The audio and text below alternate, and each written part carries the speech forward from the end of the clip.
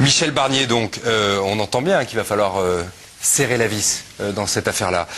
Les Français, c'est un sondage qui est publié aujourd'hui, les sondages RTL, M6, MSN Actualité. Les Français souhaitent à 92% que le gouvernement réduise son train de vie et estiment à 65% qu'il devrait baisser ses dépenses de défense. En revanche, pas question de toucher à l'alimentation, à la santé, à l'éducation.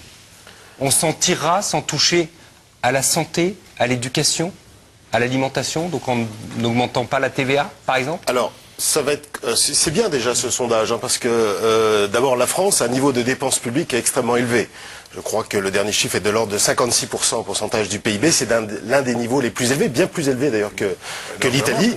Les seuls pays comparables sont les pays nordiques, hein, d'une certaine manière. Alors les dépenses d'éducation est un gros poste du budget national, et la santé est un gros poste, évidemment, l'assurance maladie en particulier, les dépenses hospitalières, un gros poste des dépenses sociales, dans la mesure où c'est très lié à la dynamique démographique. Et si on se projette un petit peu plus loin que les prochaines années, à horizon 10 ans ou 20 ans, il est bien évident que la plupart des dépenses sociales, de transferts sociaux, dépenses retraite et dépenses santé, sont très liées à ce qu'on appelle le taux de dépendance. C'est-à-dire la part des plus de 65 ans par rapport à la population en âge de travailler, qui va considérablement augmenter dans tout. Vous êtes en train de me dire que c'est pas une bonne idée d'y toucher? Si, c'est une bonne idée d'y toucher dès maintenant. Bien sûr. Tout de suite, le plus vite possible. Autrement dit, on va quasiment changer de modèle si on vous suit. Je parle du modèle social. Je le pense, oui, je le pense. Je le pense. Et d'ailleurs, pour être crédible au niveau des investisseurs aujourd'hui, je crois que si on prenait des mesures structurelles de limitation des dépenses sociales, eh bien, je pense que l'écart de taux avec le Bund, là, serait beaucoup plus faible. Simplement, comme il y a avec l'emprunt réputé refuge, c'est-à-dire le benchmark européen. Et simplement, ça ne serait pas crédible aujourd'hui parce qu'on sait qu'il y a des élections d'ici 6 mois et donc ça peut être remis en cause. Voilà. C'est ce que vous disiez tout à l'heure. Voilà. On dit on ne fait pas confiance à celui qui prend les décisions aujourd'hui parce que dans 6 mois il sera peut-être plus là. À propos de ce sondage, la France, dans les dernières décennies, a fait des dépenses militaires inconcevables. Pensez ce que le Rafale a coûté à la France.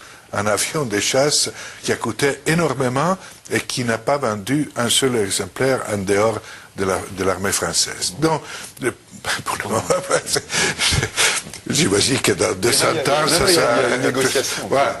Et les dépenses militaires ont été énormes. Les dépenses, la réduction, la réforme des dépenses de santé, à mon sens, est indispensable. Mais il faut que les gens s'habituent, c'est pas de renoncer au modèle social. Si vous et moi, on va chez le médecin et on paye 5 €, et si seulement, ou 10 € même, mais où est le scandale? Si moi, j'achète des médicaments, je paye rien pour l'État, hein, je peux dire. Je paye rien, même pas 1 €. Mais c'est pas juste, je suis prêt à payer un peu. Il faut s'habituer, il faut que la classe moyenne s'habitue, même en France, même en Italie, même en Espagne, à payer il vous semble que les Français, Alberto, ce qui est intéressant dans ce que vous dites... Il faut enfin s'habituer à augmenter l'âge de la retraite, encore une fois, parce que 62 ne suffit pas. Vous êtes en train de dire que les Italiens sont plus prêts à une réforme, à une douloureuse, que les Français ne le sont. Sans aucun doute. Sans aucun doute. Et puis, bon, la TVA...